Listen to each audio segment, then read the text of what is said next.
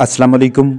जरहेज़ अंडों से चूज़ों का अच्छा तनासब लेने के लिए हमें ये इल्म होना चाहिए कि जब मुर्गी ने अंडा देना होता है, मुर्गी का अपना जिस्मानी दर्जा हरारत 40 से 41 से 42 डिग्री सेंटीग्रेड के दरमियान होगा और इतना ही टेम्परेचर उस वक्त उस अंडे का होता है जो उसने दिया होता है। खुड्डू में साफ और नरम तूड़ी या बिछाली वगैरह रखें ताकि अंडे ना टूटें। रैकर करके रखें ताकि मुर्गी के पंजे गदले होने की वजह से आपको अंडे गंदे दस्तयाब ना हों, क्योंकि जितना जरहेज़ अंडा ज़्यादा गंदा होता जाएगा उतना आगे चल के चूज़ों का मयार मुतासर होता जाएगा।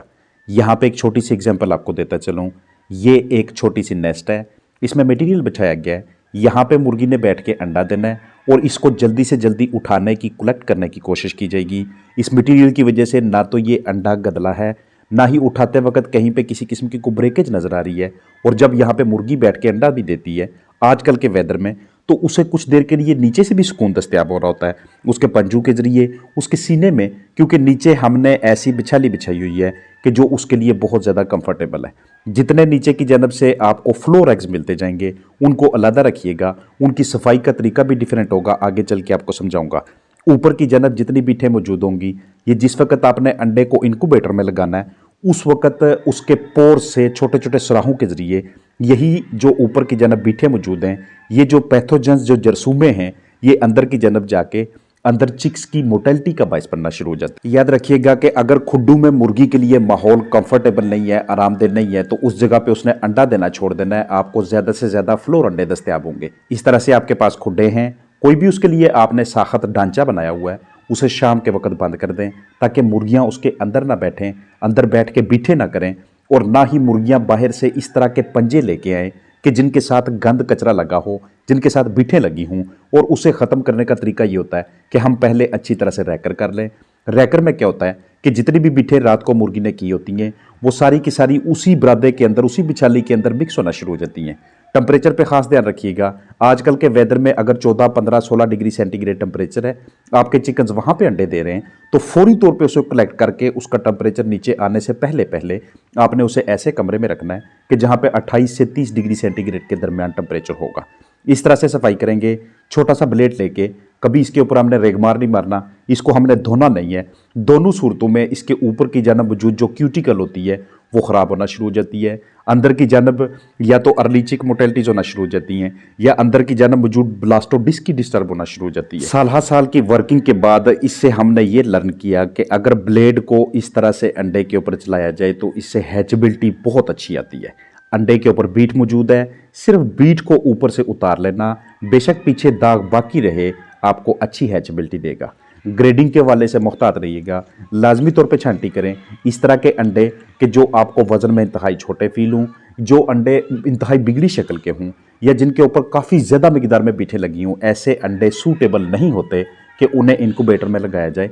आप किसी दूसरे बंदे से अंडे खरीदते हैं या घरेलू पैमाने पे आपके पास खुद चिकन हैं, उनके नीचे से अंडे उठा के इनक्यूबेटर में रखने, चूज़े निकलवाने, तो उस हवाले से आपने उनकी सफाई के ऊपर खास ध्यान रखना है। जितना गदला अंडा होगा उतनी आपको पूर हैचबिलिटी आएगी। हैचबिलिटी किसे कहते हैं कि आपके पास अगर 10 अंडे थे तो 10 अंडों में से आपने चूज़े कितने लिए। अगर आपने 5 चूज़े लिए तो इसका मतलब है कि आपने 50% हैचबिलिटी ली है, जो कि इंतहाई पूर किस्म की हैचबिलिटी है। आपको मिनिमम 80, 85 और 90, 95 तक दस्तयाब हो तो ये और भी बेहतरीन चीज़ होती है। जैसे ही आप अंडे को कलेक्ट करें, अंडे की क्वालिटी को बगौर देखिएगा। आप अगर अंडे को ठंडा फील करते तो इसका मतलब ये कि आपने काफ़ी लेट कलेक्शन की है। अंडे को पानी के जरिए धो के उसके बाद इनक्यूबेटर में लगाना, ये स्ट्रेटेजी हमारे कंट्री में नहीं चलती। इसके लिए टेम्परेचर मेंटेन करना पड़ता है। आप इसकी तरफ ना जाइएगा। मयारी अंडों को सिलेक्ट करके बीच में से इस तरह के अंडे जो आपको ख़राब नजर आए अलहदा करके, अंडों के ऊपर मार्किंग करके आप उनसे स्टिल अच्छी हैचबिलिटी ले सकते हैं। टूटा हुआ अंडा, या आपने फ्लोर अंडा उठाया, बहुत ज़्यादा वो गदला है, या अपनी शक्ल में वो काफ़ी ज़्यादा लंबूतरा अंडा है, या आपको डबल योक एग नजर आता है जिसे जंबो अंडे का नाम देते हैं, जिसमें डबल जर्दी होती है अंदर की जानब। इस तरह के अंडों में ऐन मुमकिन है कि अंदर की जानब डिस्क तो बनी होगी, आगे चूजा तो इसमें से बन सकता है, लेकिन उसमें से सही तरह से निकलेगा नहीं। किसी भी स्टेज पे जाके उनकी अमवात होना शुरू हो जाती है। जितनी ज़्यादा यंग मुर्गियाँ होंगी, जितनी उनकी डाइट बेहतरीन किस्म की होगी, उतना अंदर की जानब जर्दी की, एल्ब्यूमिन की जो कंडीशन होती है वो बेहतरीन होगी। इसका मतलब ये होता है कि इन अंडों से निकलने वाले जो चूजे होंगे, ये अपनी डाइट के हवाले से, ताकत के हवाले से, इम्यूनिटी के हवाले से बहुत बेहतरीन किस्म के रिजल्ट्स देंगे, चाहे आप घरेलू पैमाने पे उन्हें खुद रेज करते हैं, चाहे आप आगे सेल करते हैं। दोनों लिहाज से ये आपके लिए इंतहाई बेनिफिशियल रहते हैं। जिस वक्त अंडे को आपने कलेक्ट करना है, कलेक्ट करने के बाद आपने उसका जो मोटा हिस्सा होता है वो ऊपर की जानब रखना है और उसके नीचे की जानब जिस भी जगह पे आपने इसे स्टोर करना है कुछ दिनों के लिए कोई ऐसा मटेरियल बिछाना है कि जिसमें अंडे को बाकायदा तरीके से होल्ड किया जा सके, टेम्परेचर भी मेंटेन हो सके। सनलाइट से बचाइएगा, झटकों से उसे हर हाल में बचाइएगा, क्योंकि जितने ज़्यादा झटके लगते जाते हैं उतना ज़्यादा उसमें मौजूद जो डिस्क होती है या फिर अर्ली एम्ब्रियो मोर्टेलिटी के चांसेस बढ़ते जाते हैं। अपनी मुर्गियों को आपने इस तरह के शेड्यूल पे लेके आना है कि वो सुबह 7:30-8 बजे से लेके दिन 10 बजे के दरमियान आपको सारे अंडे दे दें। और ये शेड्यूल तब एडजस्ट होता है जब खुराक की टाइमिंग सुबह के वक्त 5-5:30 बजे हो और दोपहर वाली 1 से 1:30 बजे के दरमियान हो। इस दौरान उसे जो 1-1:30 बजे से लेके अगले दिन सुबह 5:30 या 5 बजे के दरमियान जो टाइम मिलता है, इसी दौरान उसने अपने एग की अंदर फार्मेशन करनी होती है, उसे बनाना होता है और डिलीवर करना होता है। मॉर्निंग टाइम पे अंडे ले लेना 10 बजे से पहले पहले, ये आपको अंडों की सफाई के हवाले से, उनको बेहतरीन तरीके से स्टोर करने के हवाले से शाम तक एनफ टाइम दे देता है। इसलिए ये एक बेहतरीन शेड्यूल होता है, बजाय इसके कि मुर्गियां जो अंडे दे रही हैं उनको सुबह की फीड 8-9 बजे डाली जाए, दोपहर वाली फीड उन्हें शाम के वक्त डाली जाए। इससे उनके अंडे देने का जो टाइमिंग है वो डिस्टर्ब होना शुरू हो जाती है। तो मुर्गी ने अंडा देना 40 से 41 से 42 डिग्री सेंटीग्रेड के दरमियान। अब यहाँ से आपने इसको उठा के एक ऐसे टेम्परेचर में लेके आना है कि जो कि 28 से 30 पे हो, क्योंकि जब मुर्गी ने 40 से 42 डिग्री सेंटीग्रेड इस टेम्परेचर पे अंडा दे दिया तो उसे उठाते वक्त 2 से 3 डिग्री सेंटीग्रेड टेम्परेचर यहाँ पे कम हो जाएगा। मिसाल है आपने 41 पे उठाया था, अब 38 पे आ गया। वहाँ से उठा के रूम तक ले जाने में उसने जो चाहे 1 मिनट का सफ़र था या 1.5 मिनट का सफ़र था, इस दौरान उसने 3-4 डिग्री सेंटीग्रेड टेम्परेचर और नीचे लाना है। तो अब उस अंडे का टेम्परेचर 34-35 पे आ जाएगा। मज़ीद आप जब उसको उस कमरे में स्टोर करते हैं जहाँ पे फर्टाइल एग्स को रखना है, तो वहाँ पे 28 से 30 डिग्री सेंटीग्रेड इसलिए कह रहा हूँ ताकि सारे अंडों का टेम्परेचर यूनिफॉर्म हो जाए, एक जैसा टेम्परेचर हो जाए। क्योंकि आपके पास 5 अंडे हैं या 15 अंडे हैं, आपने उनको एक जैसे टेम्परेचर में लेके आना है और आहिस्ता आहिस्ता लेके आना है।